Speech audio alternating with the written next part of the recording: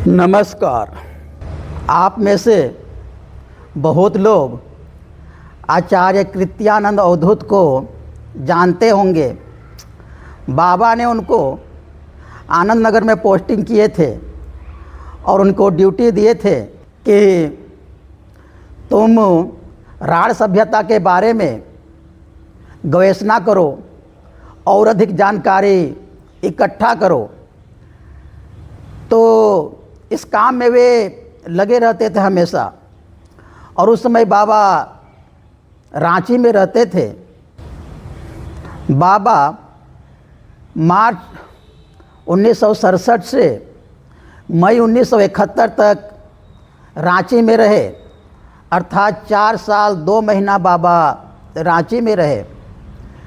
तो उस समय पहले से ही हेहल में आनंद मार्ग की जागृति थी, अभी भी जागृति है। और जागृति के आसपास में ही और एकाधिक कमरा रेंट में किराए में लिया गया था और बाबा भी किराए के मकान में रहते थे और बाबा का ऑफिस भी किराए के मकान में ही था। लेकिन बाबा दर्शन देते थे, आनंद मार्ग का जो जागृति है वहीं पर दर्शन देते थे। तो आचार्य कृत्यानंद दादा को जब भी मौका मिलता था वे आनंद नगर से रांची बाबा के दर्शन के लिए आ जाते थे। विशेषकर शनिवार को आते थे और रविवार शाम को फिर से आनंद नगर आ जाते थे।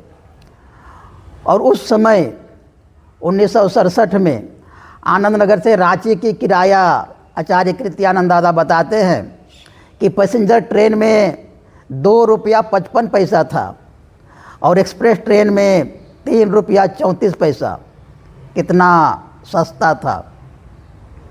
तो जब भी कृत्यानंद दादा को 10 रुपया उनके पॉकेट में होता था तो वे बाबा से मिलने के लिए रांची चले जाते थे।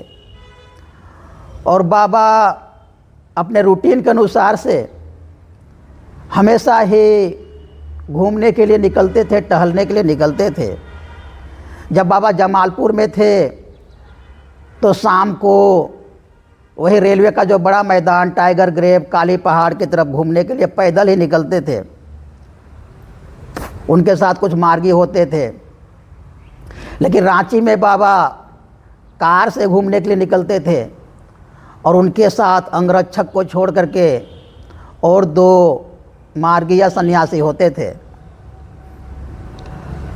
तो एक दिन आचार्य कृत्यानंद बताते हैं कि हमको भी बाबा के साथ एक फील्ड वॉक में जाने का मौका मिला था रांची में। और दादा बताते हैं उस समय बाबा से मुलाकात होती थी 3 कारणों से। एक तो रांची में जब रिपोर्टिंग लेते थे उस समय मुलाकात होती थी। दूसरा जब बाबा दर्शन देते थे जनरल दर्शन उस समय मुलाकात होती थी। और तीसरा इसी प्रकार फील्ड वॉक में जब उनको मौका मिलता था तो मुलाकात होती थी। तो आचार्य कृत्यानंद दादा को मौका मिला बाबा के साथ फील्ड वॉक में जाने का रांची में। तो बाबा जब रांची में फील्ड वॉक में जाते थे तो 10 बजे सुबह में जाते थे और बाबा कोई सुनसान जगह पर, कोई पार्क में, एकांत जगह पर, कोई प्राकृतिक सुंदरता जहाँ पर हो, प्राकृतिक वातावरण हो, वैसे जगह पर जाते थे। कुछ टहलते थे, लोगों से बात विचार करते थे, अपने लोगों से फिर वापस आ जाते थे। लेकिन जिस दिन की बात आचार्य कृत्यानंद दादा बताते हैं वो बोलते हैं कि बाबा 10 बजे से थोड़ा पहले ही तैयार हो गए और आचार्य कृत्यानंद दादा पहले ही जा कर के बाबा के कार में पीछे की सीट में बैठ गए। जब बाबा आए तो बाबा ने आचार्य कृत्यानंद दादा से पूछा कि कैसे हो। तो कृत्यानंद दादा बोले कि बाबा अच्छा हूँ। कार में बैठने के साथ ही ड्राइवर ने कार स्टार्ट कर दिया और बाबा बोले कि आज लालपुर जाऊँगा। तो कृत्यानंद दादा सोचने लगे कि लालपुर तो एकदम भीड़ भाड़, एकदम कर्म व्यस्त इलाका है, क्षेत्र है। उस भीड़ भाड़ क्षेत्र में बाबा जा कर के क्या करेंगे? बाबा तो फील्ड पार्क में हमेशा निर्जन जगह पर जाते हैं। लेकिन बाबा की मर्जी। गाड़ी जब चल पड़ी तो बाबा अपने बाएं पॉकेट से एक सफ़ेद लिफाफा निकालते हैं और उसको देखते हैं और फिर से पॉकेट में रख देते हैं। गाड़ी जब इस प्रकार लालपुर मोड़ में पहुंचती है तो गाड़ी धीरे हो जाती है, ड्राइवर गाड़ी को धीरे कर देता है और बाबा बोलते हैं कि देखो तो जी, रोड किनारे रक्षित स्वीट्स होम करके कुछ लिखा होगा, साइन बोर्ड लगा होगा। तो आचार्य कृत्यानंदा खिड़की खोलते हैं, रोड किनारे देखते हैं तो एक साइन बोर्ड लिखा हुआ था, रक्षित मिष्ठान भंडार। वे बाबा को बोलते हैं, हाँ बाबा लिखा हुआ तो है रक्षित मिष्ठान भंडार। तो बाबा बोलते हैं ड्राइवर को बोलो गाड़ी रोकने के लिए। तो ड्राइवर तो सुन ही रहा था, ड्राइवर गाड़ी रोक देता है और बाबा गाड़ी से ही भोला भोला बोलते हैं। लेकिन बाबा की आवाज़ उस दुकान तक नहीं पहुंची। तो बाबा के साथ जो सिक्योरिटी था वो गाड़ी से उतर करके भोला जी बोलकर ज़ोर से बोला।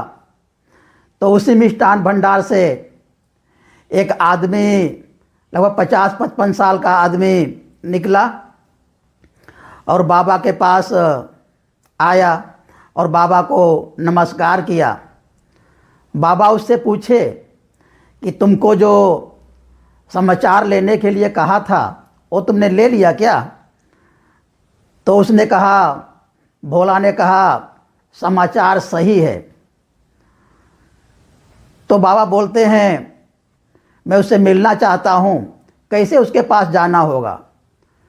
तो भोला बोलता है कि मैं ड्राइवर को समझा देता हूँ, तो वहाँ चले जाएंगे। तो बाबा बोलते हैं कि यदि आपको कोई विशेष काम नहीं है तो तुम चलो मेरे साथ। तो फिर वो बोलता है कि मैं चलूँ? तो बोला हाँ, तुमको कोई दिक्कत नहीं हो तो तुम चलो। तो फिर वो जाने के लिए तैयार हो जाता है और ड्राइवर के सीट के पास बैठ जाता है क्योंकि उसको रास्ता भी बताना है। तो गाड़ी फिर चल पड़ती है और बाबा इसी दरमियान भोला से और पूछते हैं कि अभी वह कौन से पद में है? तो वह बोलता है हेड मास्टर। बाबा बोलते हैं प्रधान शिक्षक? तो हाँ। और इसी बीच में बाबा बोलते हैं कि वह कहाँ का रहने वाला है? तो वह पुरुलिया जिला तुलिन का रहने वाला है। तुलिन हम लोग जब रांची से आनंद नगर जाते हैं, एक तुलिन नाम का रेलवे स्टेशन पड़ता है और भोला भी उसी तुलिन का ही था, लेकिन रांची में उसका मिष्ठान का दुकान था। तो इस प्रकार से बातें होती है और गाड़ी फिर एक संकीर्ण रास्ते में जाता है और कुछ दूर जाने के बाद भोला ड्राइवर को बोलते हैं, गाड़ी रोकने के लिए बोलते हैं। फिर गाड़ी रुक जाता है और भोला बोलता है कि यही जो बाएं हाथ में जो मकान दिख रहा है या उसी प्रधान शिक्षक का मकान है। तो बाबा आचार्य कृत्यानंद दादा की तरफ देख करके बोलते हैं कि उसके पास जाना अच्छा होगा कि उसी को बुलाना अच्छा होगा? तो कृत्यानंद दादा कुछ बोल नहीं पा रहे हैं क्योंकि वो जानते नहीं थे बिल्कुल कि बाबा यहाँ पर क्यों आए हैं, किससे मिलना है, तो इसलिए कुछ बोल नहीं पाए। तो फिर बाबा ही थोड़ी देर के बाद बोलते हैं, नहीं, मेरा जाना उचित नहीं होगा, उसी को बुलाता हूँ। फिर बाबा भोला को बोलते हैं कि जा कर के बोलो उस आदमी को कि एक सज्जन आए हैं आपसे मिलने के लिए। तो भोला उसे घर में जाता है और कुछ देर के बाद में भोला के साथ में एक लंबे और दोहरे कद वाला आदमी और एक प्रौढ़ आदमी भोला के साथ आता है और वो कृत्यानंद दादा की तरफ आगे बढ़ रहा था। तो कृत्यानंद दादा बाबा की तरफ इशारा करते हैं, फिर वो बाबा की तरफ जाता है वो आदमी। और देखने से ही आदमी धोती पहना हुआ था और ऊपर में फतूही पहना हुआ था और देखने में ही बंगाली जैसा लग रहा था। तो बाबा के पास जाता है और बाबा को हाथ उठा करके नमस्कार करता है और बाबा भी प्रति नमस्कार करते हैं। फिर बाबा उसको बोलते हैं कि आप ही प्रधान शिक्षक हैं उस स्कूल के। तो उसने बोला कि हाँ, मैं ही प्रधान शिक्षक हूँ। बाबा बोलते हैं कि समाचार में मैंने पढ़ा था कि स्कूल की आर्थिक हालत थोड़ा ख़राब चल रही है।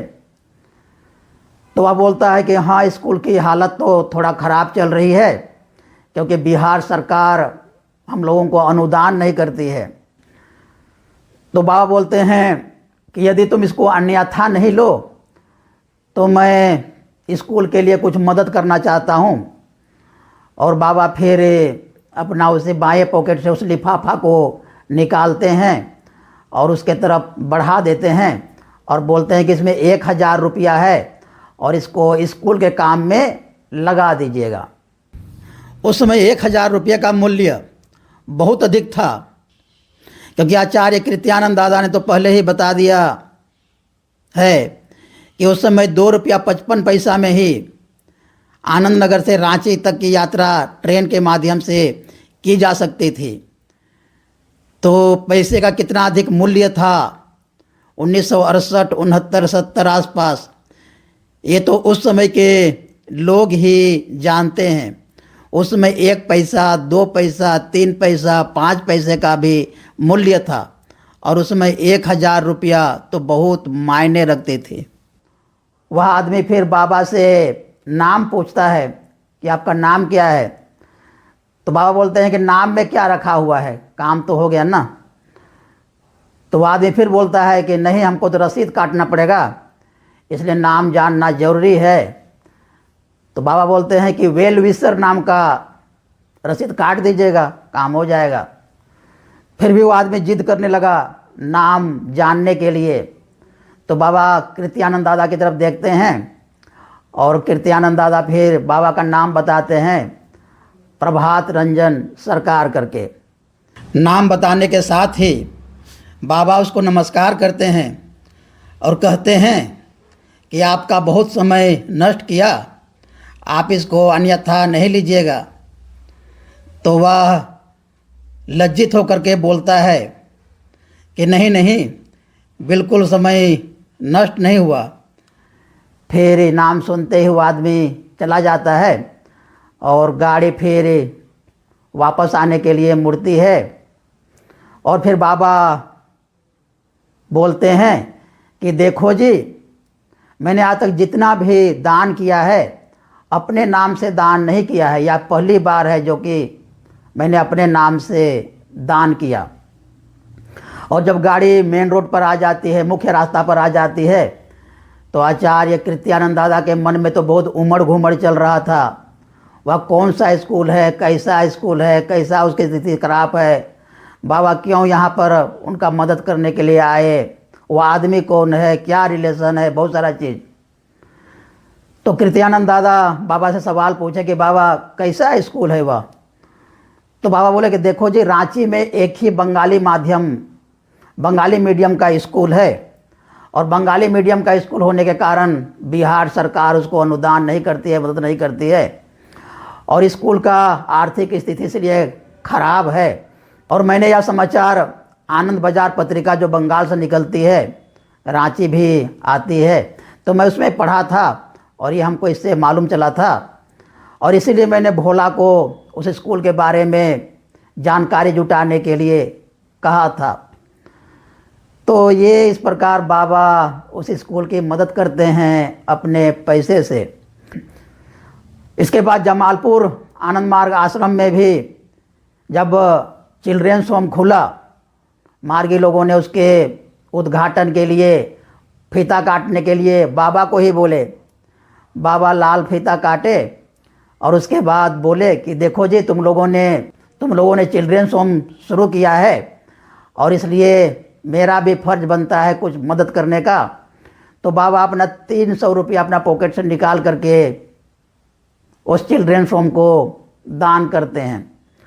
तो इसलिए बाबा गाहे बगाहे अक्सर ही जब विद्यार्थी जीवन में भी गरीब विद्यार्थी को चाहे ट्यूशन पढ़ाने के माध्यम से बाबा हमेशा ही दूसरों का, नीडी लोगों का काम आते थे, मदद करते थे। और बाहर के लोगों से व्यवहार करने में भी बाबा कितना भद्र और विनयशील होते थे, कितना सज्जन तरीके से व्यवहार करते थे। ये एक समाज गुरु का लक्षण है। वो केवल आध्यात्मिकता ही नहीं सिखाते, वे व्यवहार कुशलता भी सिखाते हैं। तो ये वीडियो आचार्य कृत्यानंद दादा के पुस्तक में मैंने पढ़ा था और आप लोगों को ये शेयर किया। तो ये वीडियो यदि आप लोगों का अच्छा लगा होगा तो मेरे चैनल को सब्सक्राइब कीजिएगा और वीडियो को अधिक से अधिक लाइक कीजिए और शेयर कीजिएगा। नमस्कार।